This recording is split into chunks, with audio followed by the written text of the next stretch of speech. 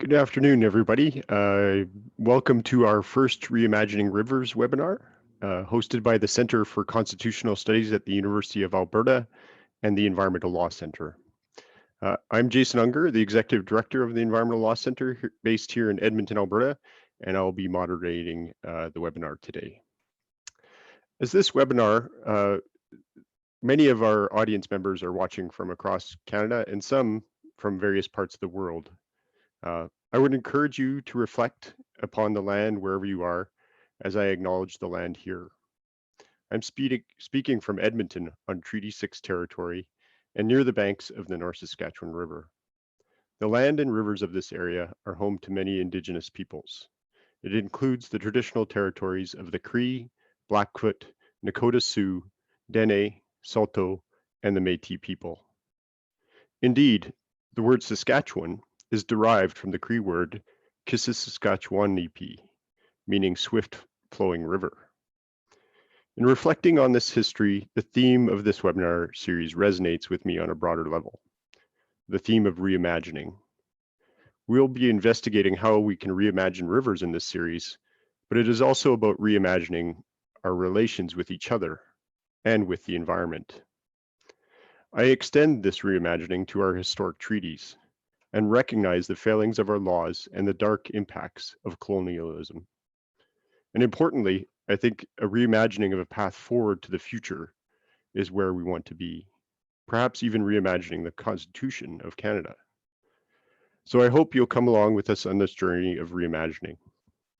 We'll get right to our speaker momentarily, but before we do that, we have a bit of housekeeping to do in terms of the format and some of the functions of the webinar. First, you'll note the chat function is not enabled for this webinar. You can ask questions through the Q&A button at the bottom of your screen. You can upvote other attendees' questions if you like. You'll see a little thumbs up button next to the question, and if you click on that thumbs up, it will bump the question towards the top of our list. And if you wish to remain anonymous, you can do that as well. After our presentation, we'll have a brief discussion and then go to the Q&A portion.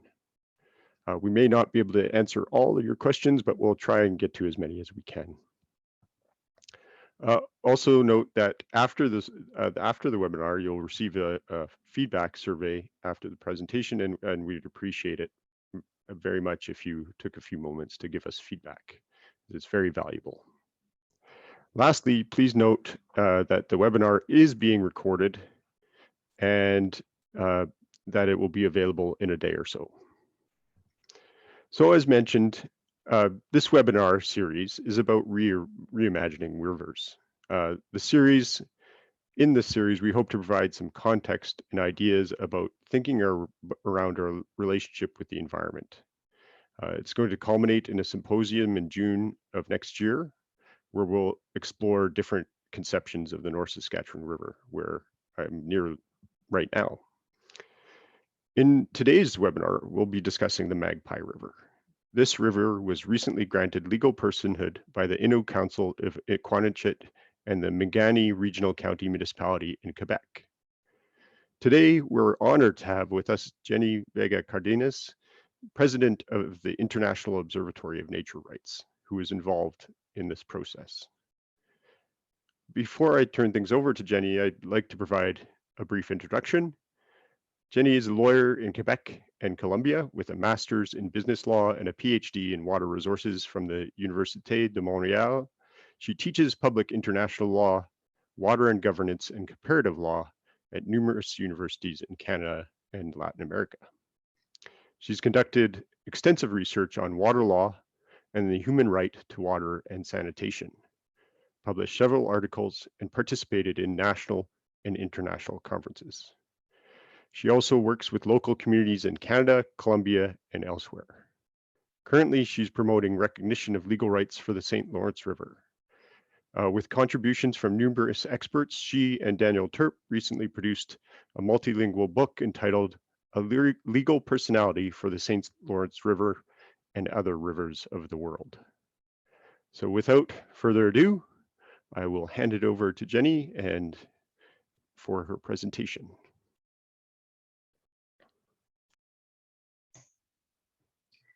Thank you so much, Jason, for this beautiful presentation of myself. And I'm really happy to be with you today. And thank you so much for this invitation. I'm very honored to be with you today and to share this beautiful story about the Magpie River. But first of all, I would like to know, did you know that Magpie River exists before the announcement of its personhood and rights? Well, certainly I The kind of truth. knew of it. No, I didn't know of it. I admit I didn't know of it. Okay, and that's the case for many people. Many people, even in Quebec, in Canada, and around the world. But now we know that the Magpie River exists, and it has personhood and rights, and it is inspiring us and around the world. Many cases we've been contacted by many people who would like to do the same and to grant personhood and rights in order to give the highest protection to rivers. As the Maori says, they say something very, very wise. Say, I am the river and the river is me. So if you have a harm to the river, it's like doing a harm to the person who live around the river. So I'm going to share with you the presentation I prepared for you, this beautiful story. Can you see it? Well, yeah, okay, thank you. So as Jason said, I'm the president of the International Observatory on the Rights of Nature. We started working on this beautiful subject, the rights of nature, from 2018. At that moment, we have heard about the personhood of the Whanganui River, Atrato River, the Yara River, the Ganga River in India, in New Zealand, Colombia, in many places of the world. And we get inspired of that, of those, I'm so sorry, just the phone is ringing. I'm at home. Okay, that's okay, thank you. And so we were inspired of that models, and we started discovering what happened with that. How come a river can obtain a personhood and rights? And then we started doing research like scientists. And when we discovered this change of paradigm, we get so inspired that now we are sharing and we are promoting everywhere we go to do this paradigm shift. So I'm going to explain you why and to explain you the whole story and the context of this beautiful movement that should provoke a change to have a better world. So my presentation will be divided in three parts. The first one is the transition from environmental justice toward ecological justice. This is a philosophical background. The second part is the international movement of the rights of nature. And third, the Magpie River personhood and rights case. So you will understand why we just arrived at this point in the Magpie River case. The first part, so I'm going to explain this philosophical background of the necessarily transition from environmental justice toward ecological justice. As you can see in this slide, environmental justice and ecological justice are 2 pages of the same book. So at the beginning, many scholars have been promoting environmental justice as a way to fight inequalities between populations from south to north, also inside the same countries, between poor and wealthy, between white peoples, indigenous peoples, black people. But we were focused on humans, on human rights, the rights to the human right to live in a healthy environment, mainly, the right to water and sanitation, the right to live in a dignity, with dignity, and many other rights, human rights that are involved. And also, we started recognizing the rights of future generations. And you know, rights of future generations do not exist right now. They will exist, but they are not alone, they're not still here with us. But we can realize that they will come, and so we are according them that like something like personhood, because we said that they have rights and they will have right to a healthy environment. And we are talking more and more about the rights of future generations. But this environmental justice theory is focused on humans. Now, many scholars asked to go further and then to embrace a new movement, do a next step. This step is an ecological justice that implies to recognize ethical considerations toward other species. That implies to recognize the intrinsic value of nature for itself, not only because they provide us many good things, but their intrinsic value for themselves. So to understand nature as a subject of rights and not as an object, because a subject you may respect, an object you can exploit. So it's to change the mindset. And it's important also to understand nature as an interdependent unit and whole, including humans. So we are part of nature. We are no longer understood as the master of nature. We can, yes, we are a species that can change their environment, but we can also destroy it. So it's important to think another way and to focus on nature as a whole, including humans, and we need to respect nature, recognize dignity to all living creatures and ecosystem. And then we arrive to this beautiful movement of the rights of nature. And of course, it is part of indigenous ontologies because they believe that nature has an agency, that nature, water is sacred, that water has a soul, and that water is very important and is part of us. I said in the beginning, the Maori said, the river, I am the river, and the river is me.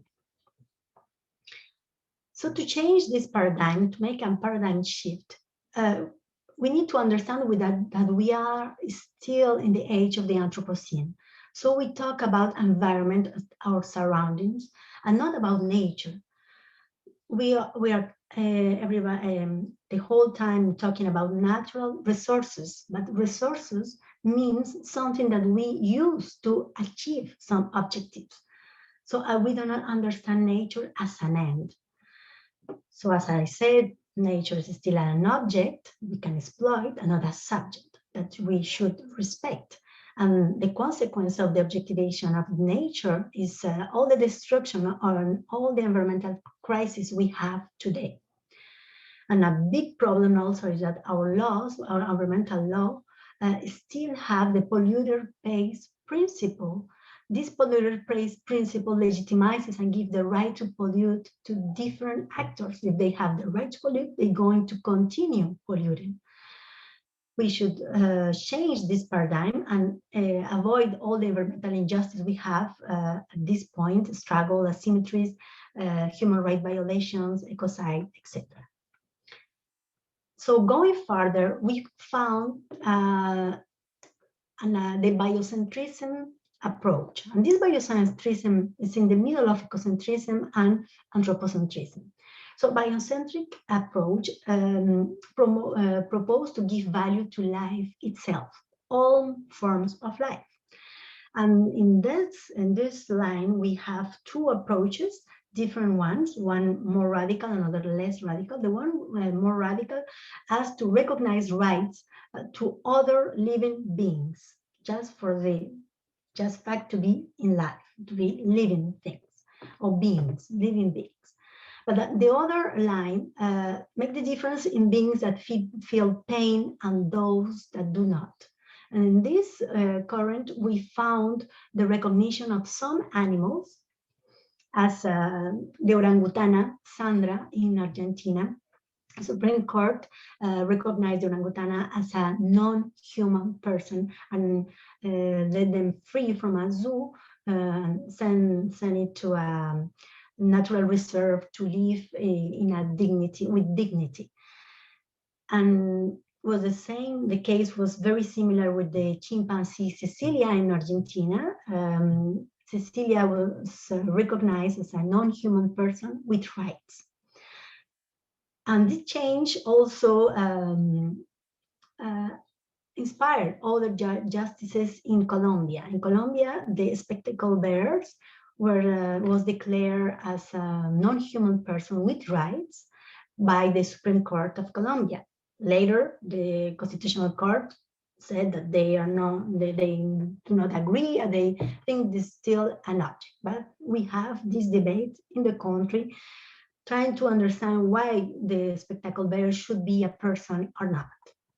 But in Quebec, just in the province near Alberta, uh, we have recognized in the codes, in the Civil Code of Quebec, that animals are not things. They are sentient beings and have biological needs. And it's the same in the Civil Code of France and many other civil codes in Latin America that have finally recognized that animals are no longer things, but sentient beings with feelings, biological needs. But we need to go further. So the scholars propose that we need to understand that the world, the earth, is not just a collection of objects, but we are, as a whole, we are all united, we are all interdependent. So we arrive in an ecocentrism perspective or approach, and the ecocentrism approach considers nature as an interdependent system. Ecosystems have the right to be protected in this view as sources of life. So we are talking about rivers, forests, mountains, ecosystem that should be protected. So we arrive to this point to recognize that nature is a subject with its own dignity and intrinsic values. Nature subject of specific rights, not the same rights as human rights. So the rights, for example, to be preserved, to be restored, to be protected, and to its life cycles. But it's different because for the moment, nature is an object of protection, but this change makes nature a holder of rights.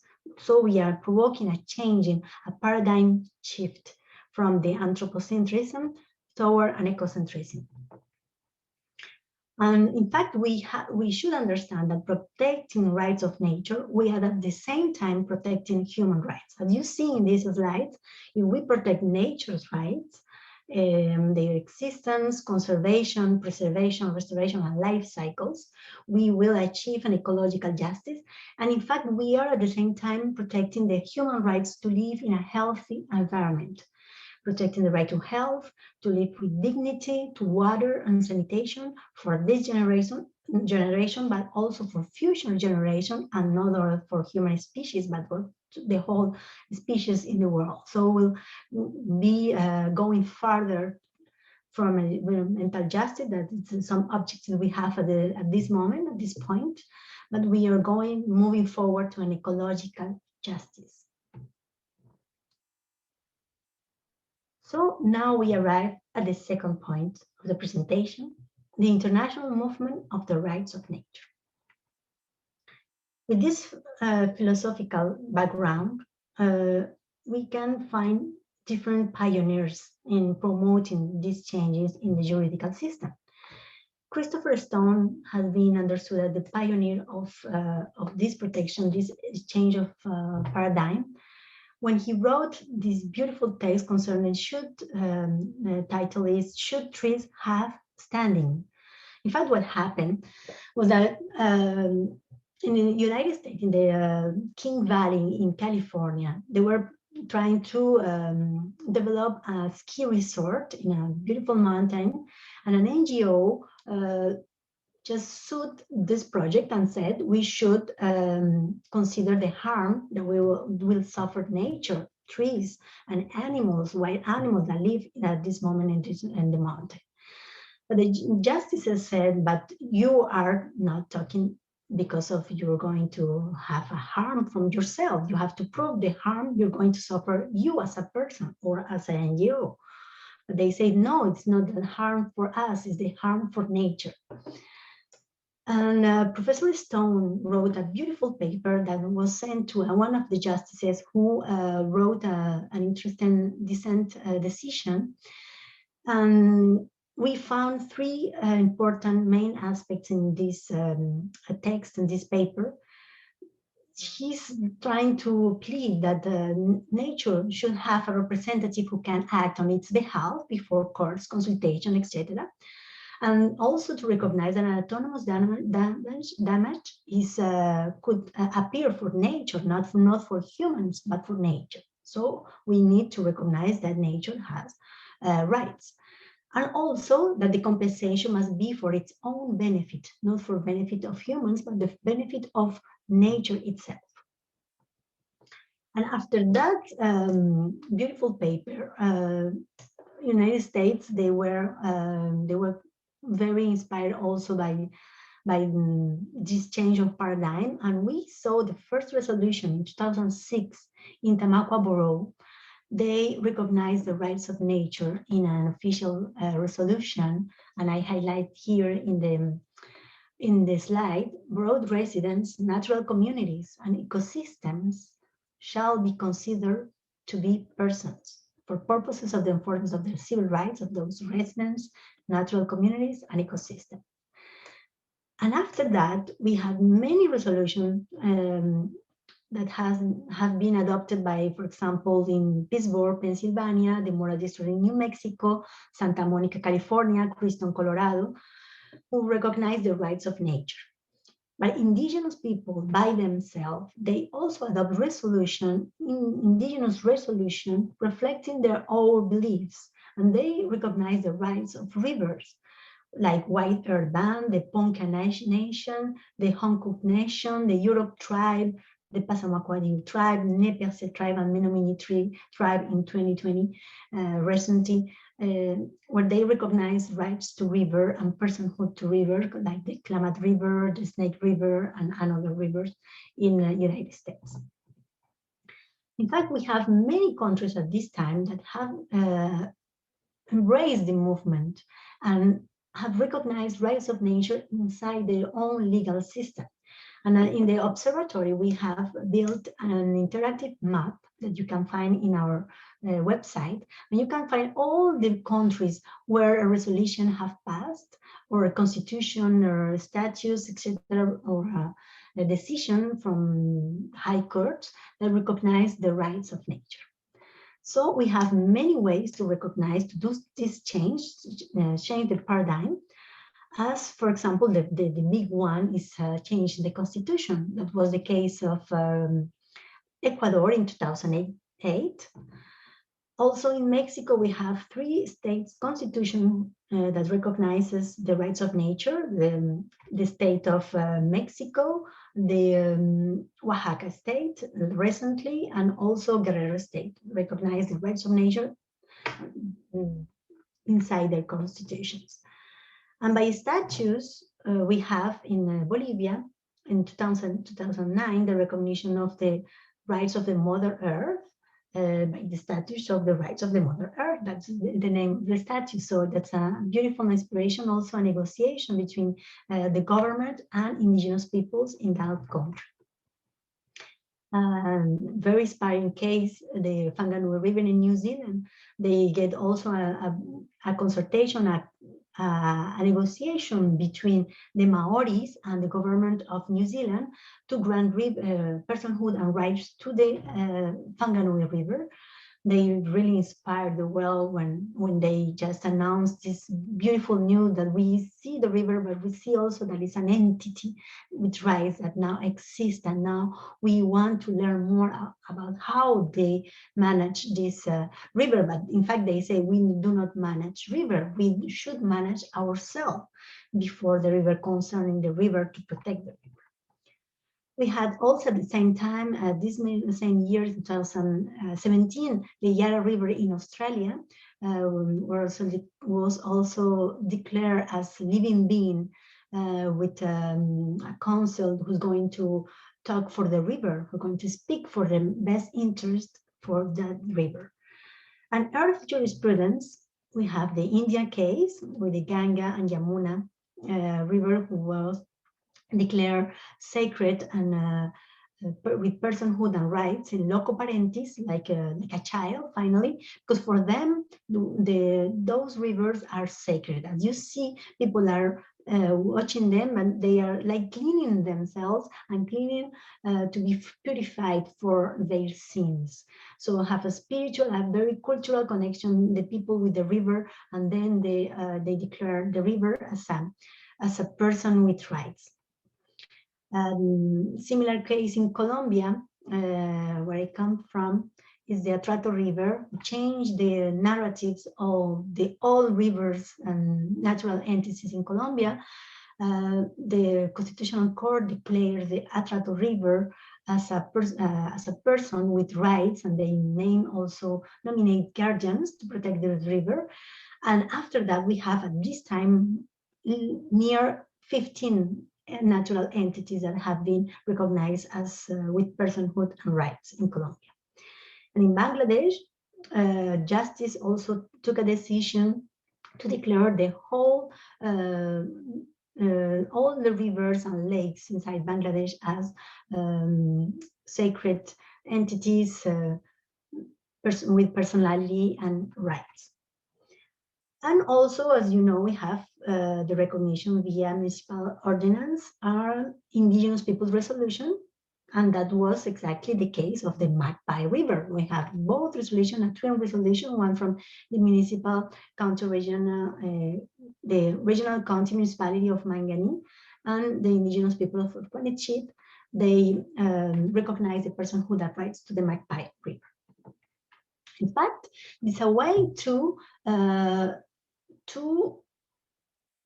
fight against injustices, but global, to look forward global justice. Globalization, you know, local problems become global problems as their origin and consequences transcend national borders. State sovereignty is gradually eroded, making countries increasingly interdependent. So it's a movement. It's important to know that this movement is international and that we are inspiring one to each other.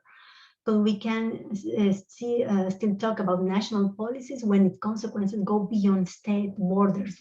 You see what happened in Colombia influences what happened in Canada, what happened in New Zealand influences what happened in Colombia, and so on. So we are all interrelated, and it's important to know that when we act locally, finally we have to think globally. In climate change, destruction of nature, ecocide, environmental and ecological injustices, so there are global problems and we need global solutions. The movement of the rights of nature, it's looking for global solutions to solve global problems. In this line, we find the Universal Declaration of Rights of River, who is written by Air Law Center. It's an international organization who is provoking changes also all around the world concerning the recognition of rivers and natural entities as with personhood and rights. And as you will see in this declaration, it's a soft law. We get inspired of those kind of rights that are described in this Universal Declaration of Rivers, that you see, it's easy to understand. You see that they are not the same as human rights. For example, a river should have the right to flow. That is normal to have. A river has the right to flow. But if you see the problem in a global world, you will find some rivers that they don't have this right. So, for example, the Colorado River is not flowing anymore. They are not going to the sea, the Cortez. And in other countries, or when you are working on water markets, we have just forgotten the flow, this right to flow for a river.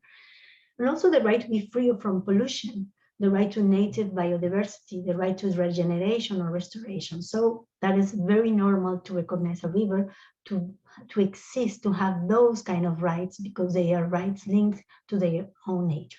And as nature cannot speak for themselves, we have to nominate guardians that act solely on behalf of the river's rights.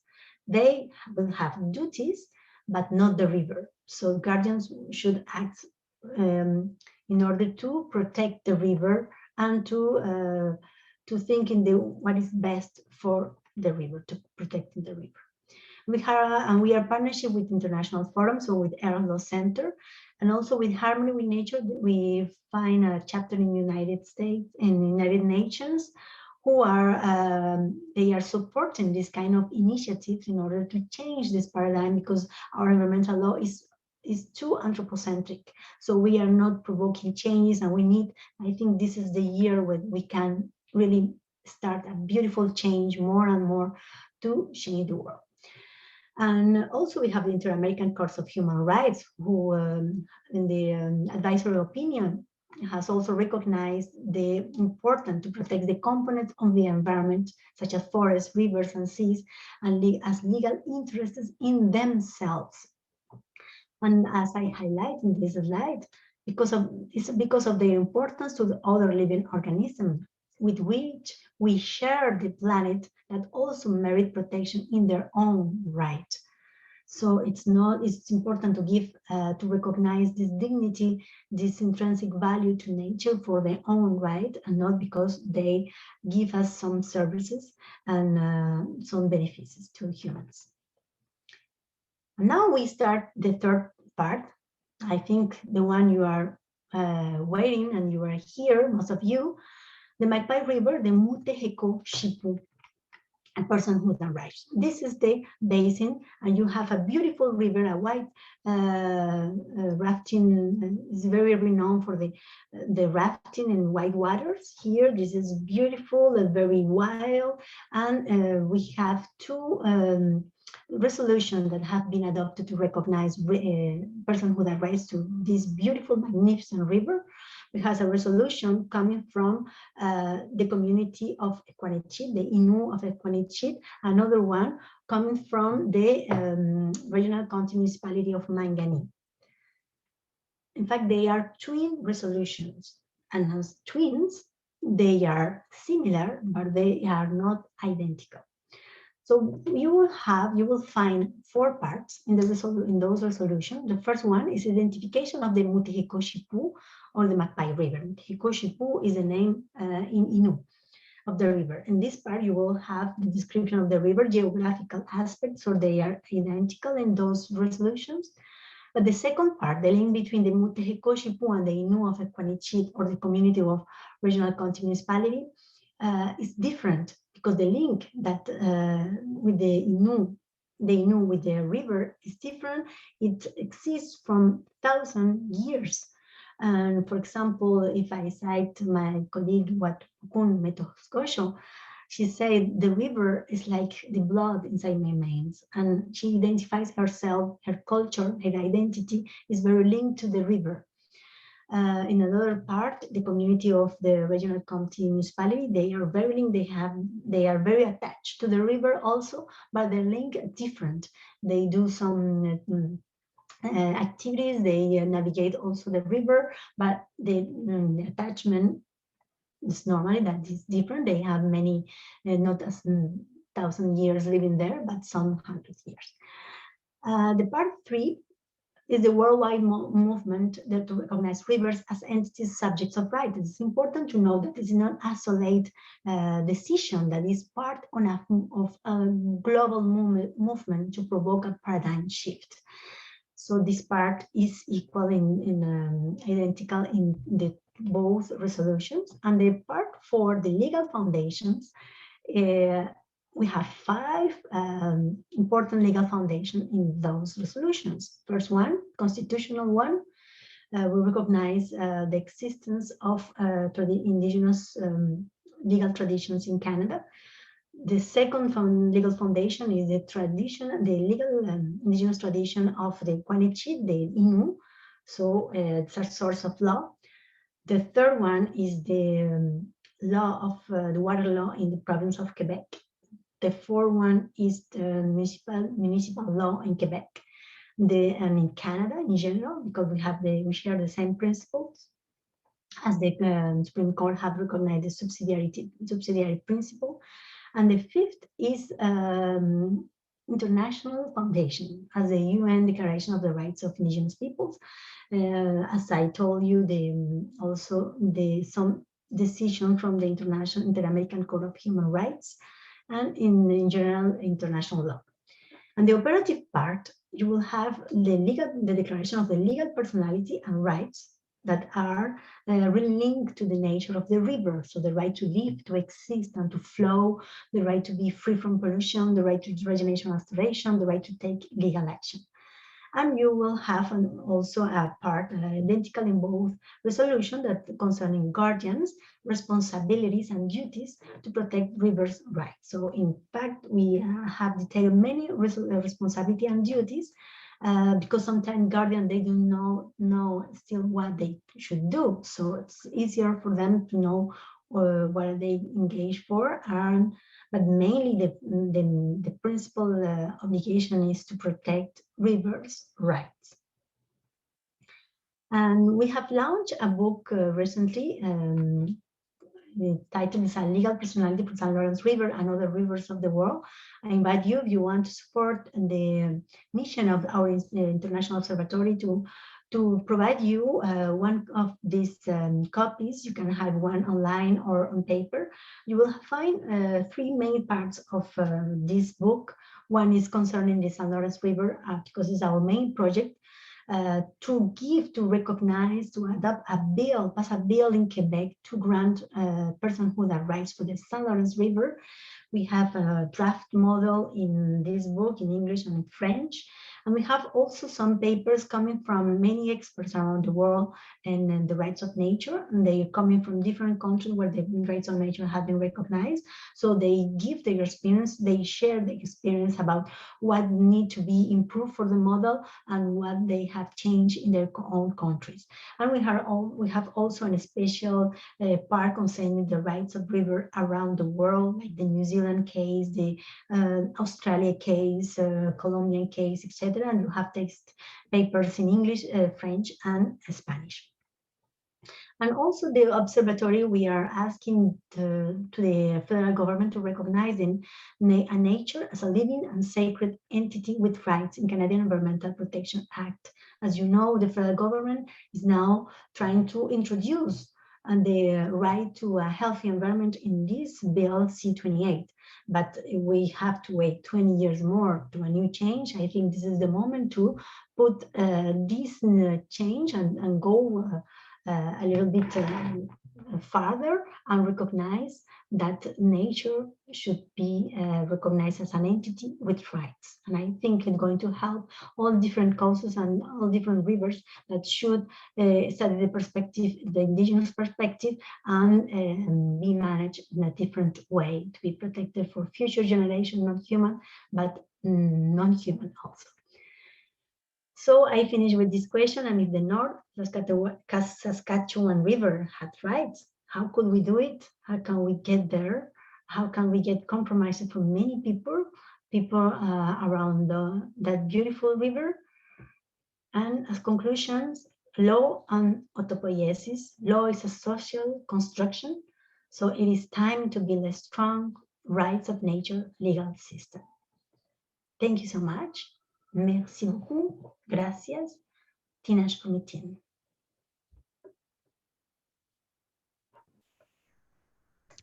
Thanks so much, Jenny. That was fantastic. An excellent presentation and an introduction and lots to think about. I would encourage people to post any questions you might have for Jenny in the Q&A box. But in the interim, we'll get to the Q&A right away. But I have a few questions for you myself with the help of others. In terms of how these initiatives form, and for instance, the Magpie River, what is the driver, or how do these things get going, and what would you recommend for people who are interested in similar initiatives in their local community? Yeah, in fact, we were working in a team with the Quebec chapter of Canadian Parks and Wilderness Society. They were looking for a protection of that river from maybe 10 years ago. And we have also an important role for the Innu community of Equanichit, the Ovid Mangani Association, the regional, also with the regional community municipality. Many people, indigenous and non-indigenous, work together to find a way to protect that river. And then we were invited to participate in a workshop like you are doing right now to talk about this research we were doing about the rights of nature movement and the recognition of the river and what it implies, what it changes. And so in that discussion, I think we felt a beautiful consensus to that we discovered that the best way to protect that river were to give in to recognizing that river personhood and rights. So we were very involved because one of the important issues to know is the legal basis, how we get there, how we should do it. And I think it's important to work with communities, to have also work with people who knows about the rights of nature, and also to know the Canadian legal system, how we can get there, as we are building new law, but we can base ourselves in what we have already and go a little bit farther. And what would we did, and also to understand what are the different complexities of one river, to know better which are the main, for example, dangers, if they and what they are the users, because I think each river is different depending on which users we have around it and how we get that consensus in the population that are using and are enjoying the river. Great. Yeah. So it really was, I guess, initiated with an NGO then, or is it like, and then a collaborative and Yes. movement kind of started then? Related to that, what do you think was the main driver or the focus of pursuing that for the groups? Like what was the outcome they were seeking? Yes, in fact they had they want to prevent to build more dams in that river, because that region is known for being to have many dams in that in many rivers, but we have already many too much energy, I think. So even we are affecting rivers, some energy we have to let it free because it's more than we use.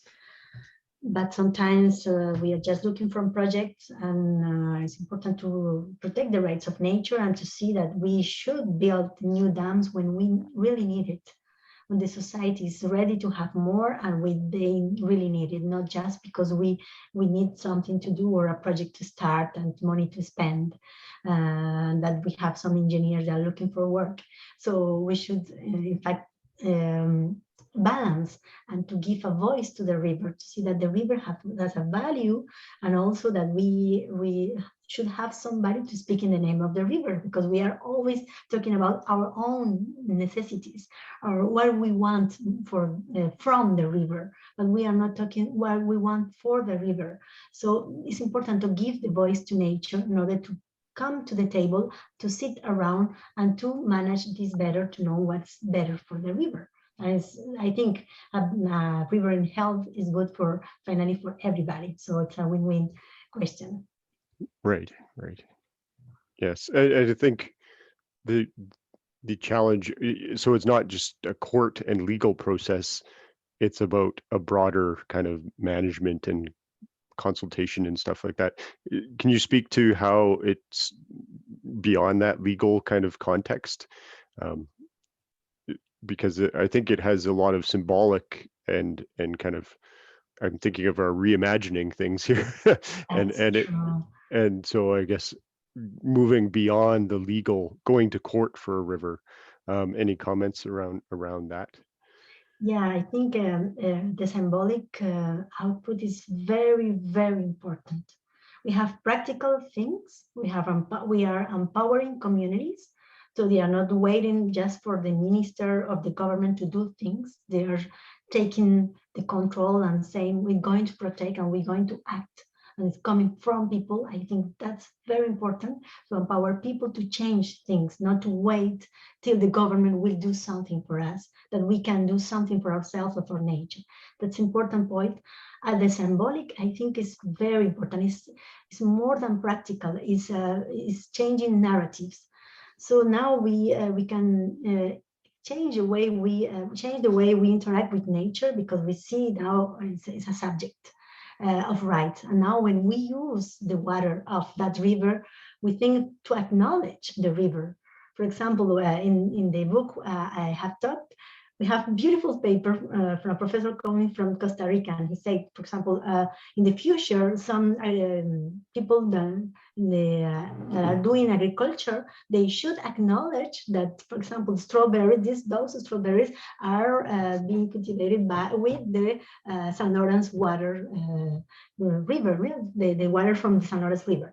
So I think that's important to know that we have some product that come from that we acknowledge the river and that we are taking care of the river. So I think it changed the imaginary, it changed the way we relate with nature. And I have thought always about the Notre Dame in Paris. When we have the fire, the whole world was concerned and watching, and concerned because of a story, because of Victor Hugo, who wrote just a story about the Notre Dame. And when he wrote that story with the Quasimodo and Esmeralda and all the stuff, we were changing the narrative, the way we see that church. And then we started taking care of her. They were clean, the church was clean, and everybody was like thinking and visiting that church.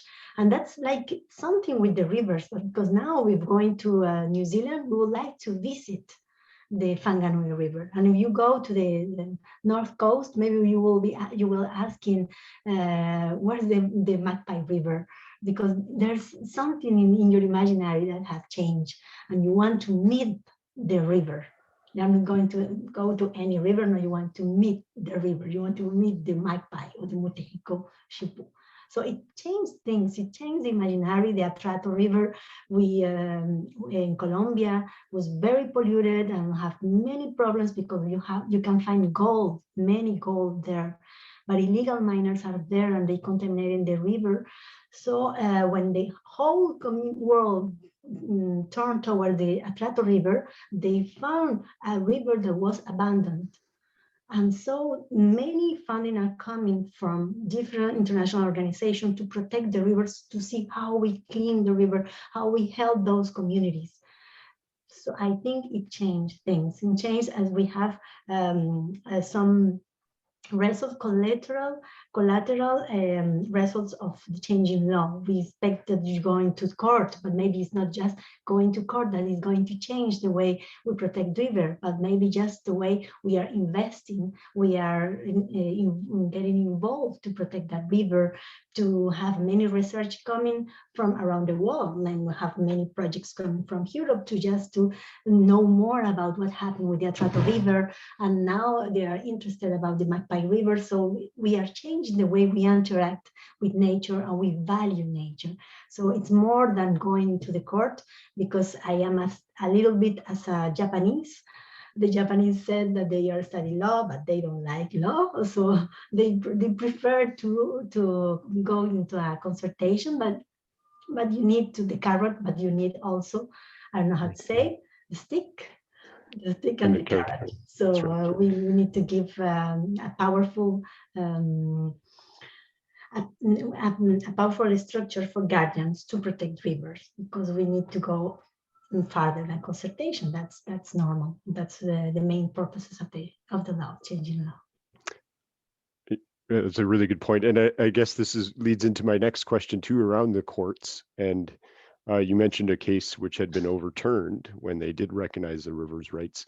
Are there concerns that, for instance, in the Magpie River instance, that a court wouldn't recognize that as a valid right? Or what are your concerns around court treatment? I'm very positive. I think that it will be a challenge. If something happened to the river, we should ask a justice to protect the river, the rights of the river, but the justice should take into account what's the situation at that moment. So they cannot ignore the declaration. And as you know, the lawyers in common law, they are they can change, they can evolve the law. So they have a beautiful possibility to embrace the ecocentric approach, as in Colombia they did. They changed the law via the jurisprudence. And in Argentina, they changed the law when they said orangutana, Sandra, and chimpanzee Cecilia, they have rights. So they changed the law. So a justice will be invited to go further. And we have many cases around the world where justices have went further. That's why we see also the possibility to change the law, the federal act in the Environmental Act. So if they can insert the recognition of the rights of nature, going to help the justice.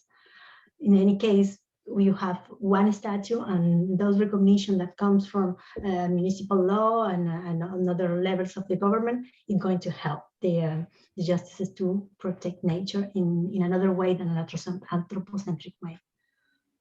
Right. Great. So I think we'll switch gears here to some of the Q&A from the audience members. So the first one, it relates to some of the challenges of competing rights. Specifically, they're citing how the Wanganui River, due to the privilege of property rights related to the river, there's this conflict between recognizing the river's rights and the historic recognition of property rights, and how that could be in conflict and in fact really detracts from the rights of the river in that case. They're just wondering if you could comment in terms of that conflict between property rights and rights of river. I think we'd see it very strongly in Canada as well, just as another comment. Yeah, but I think it depends on the model of water management you have. I don't know if in Alberta you have the water rights model. So we have a first in time, first in right prior allocation system. So those who came earliest have the highest right. The right to use. Yes. Okay.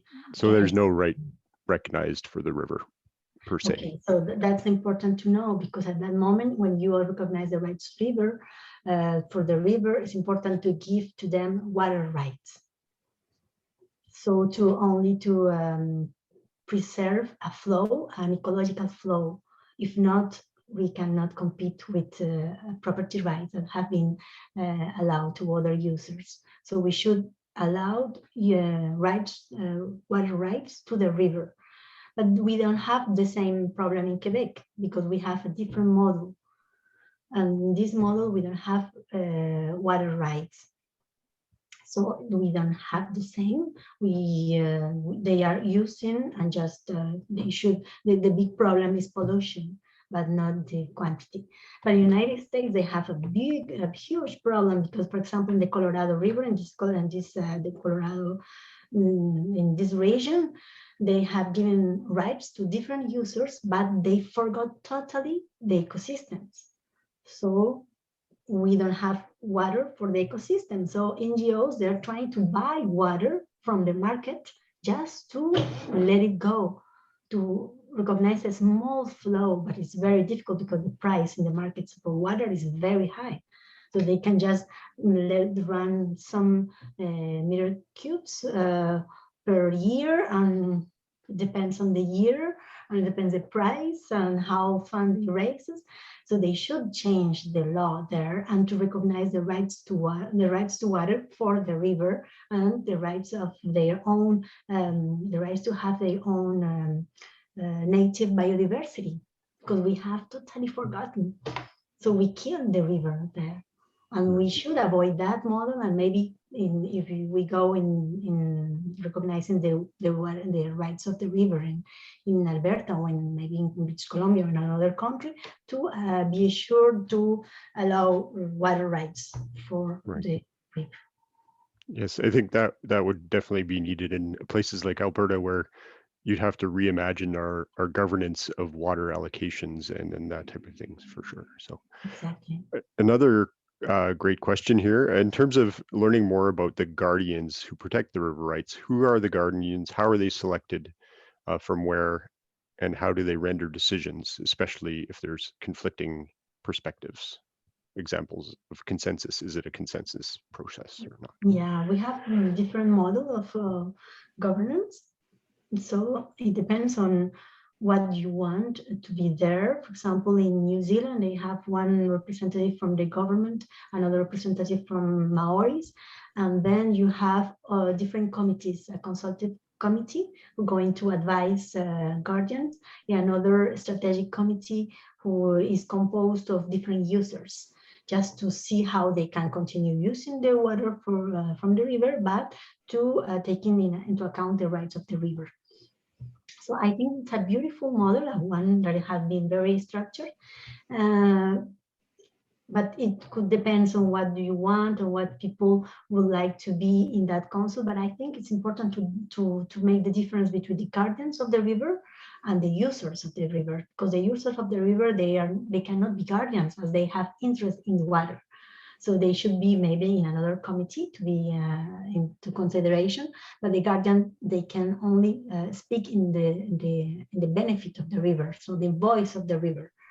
So that's important to be the difference. And a committee, a consult committee, or a committee of experts like in Colombia exists. I think it's also important to advise the guardians. So because if experts became guardians, we can see a difference between representative of the river. Some of the guardians could be more, have more tools, more knowledge. So maybe a committee of experts, all the expertise, all the knowledge that exists concerning the river could help guardians to be the better voice, could be take the better decisions for the rivers.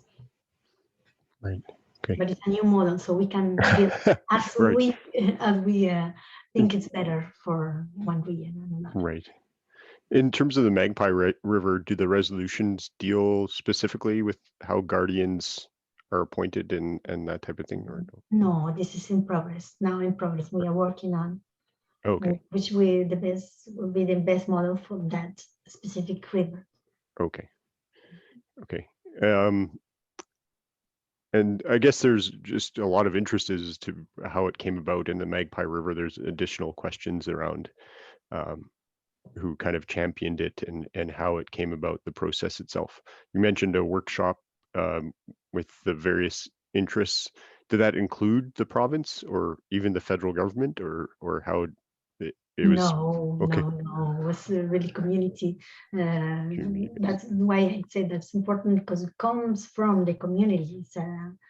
Something that give them power to see that they can change things, because the provincial government was not very open to what they were asking to protect the river. They were asking to protect the river for many years. So they had to think out of the box to find a different tool to protect the river.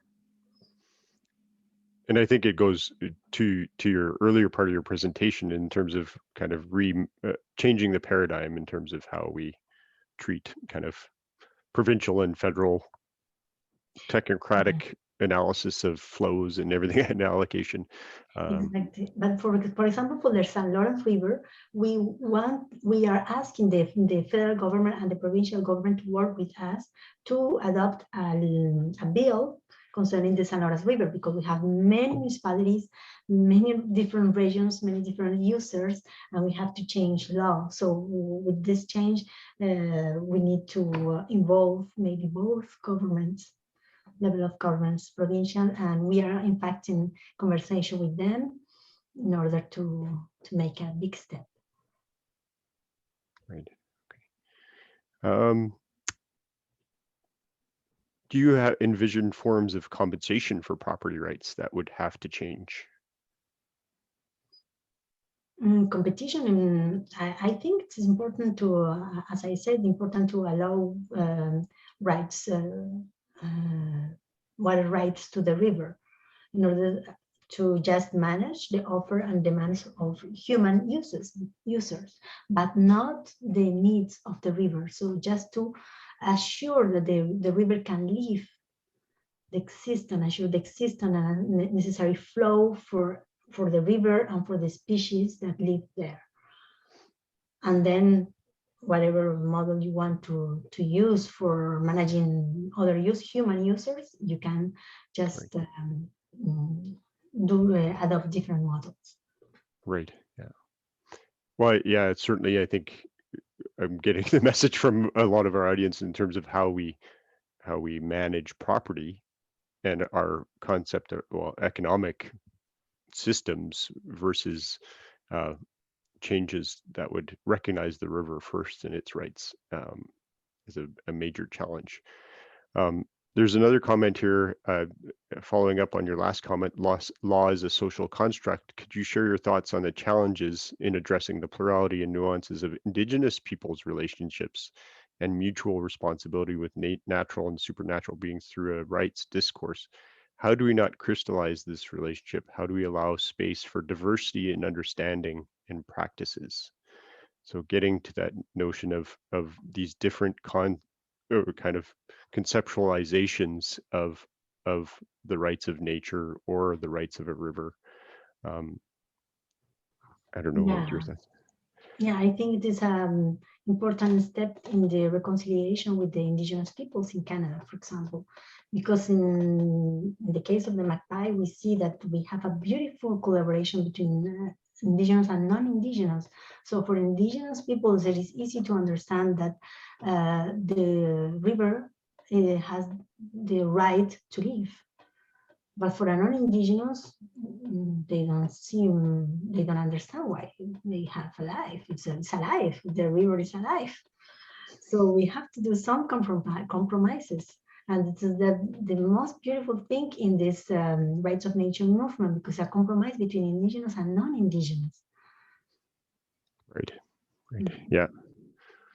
And it's for sure, I think that gets to a challenge where there is a potential for conflict, but there has to be a system in place where those discussions take place about how the rights of the river are represented, I guess, right? Yes, in case of conflict, we should find a way to see how guardians could act. For example, I was thinking in a majority vote, depending on the decision they have to take concerning the river, but also to leave that allow each guardian to go further if they do not agree with that decision, that a guardian could act by itself if the other don't want to act, for example.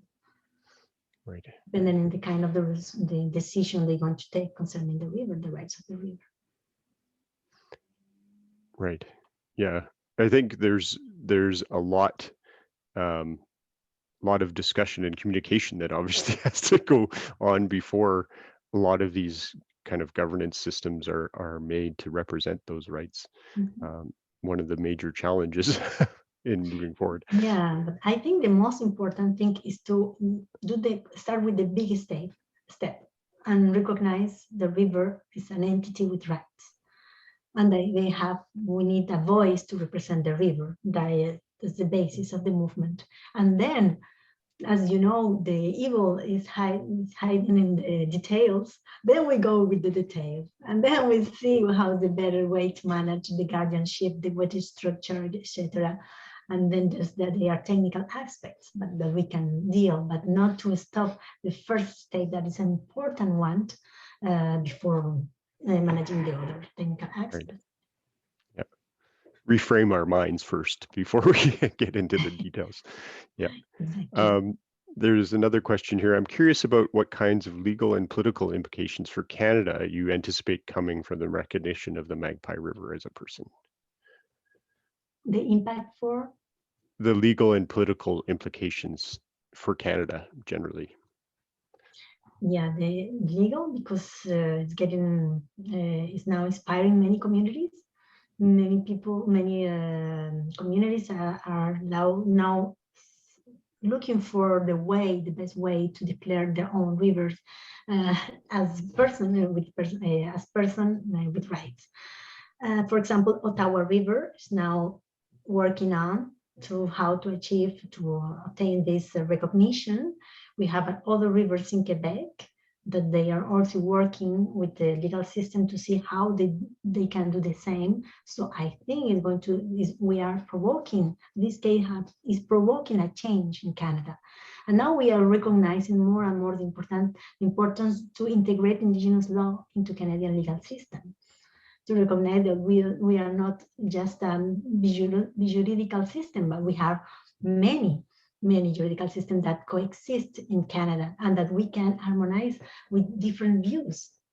And I think there's a moment, and as the political aspects, as you know, Mr. Trudeau has always said that it's important to reconcile with Indigenous people, and this is a beautiful step to co-manage the water resources in a different way, adopting some Indigenous perspective, ontologies, and seeing water in another way. And I think it's going to be win-win for everybody and going to inspire other countries who are living in this same context of colonization.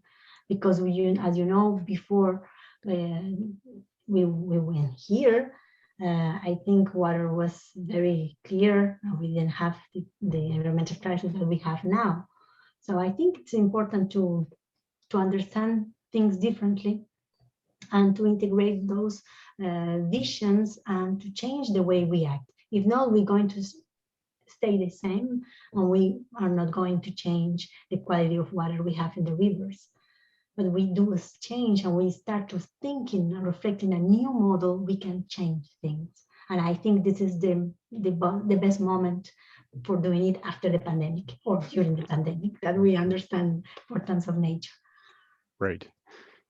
Yes, and I think that message of harmonization is one that I think addresses several of the questions we've had in terms of multiple diverse Indigenous legal traditions, settler traditions, and all these types of things, that there has to be an effort to kind of align those.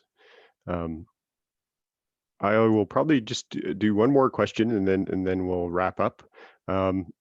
There's on the question of considering rights of non-human beings is being re-articulated as more than human. For the Maori perspective, that acknowledges both the responsibility that have as guardians or other than human species, as well as the rights to thrive, including freshwater species. Do you see an opportunity for this recognition rather than simply non-human? Yeah, that's beautiful. Yeah, that's even more beautiful. So thank you so much for this comment.